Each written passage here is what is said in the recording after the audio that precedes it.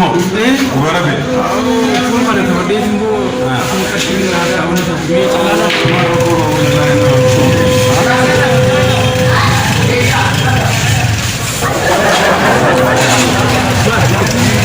Man. Why? Man. Aku kasih di barang kan dia. Esati. Why abi ni? Esati.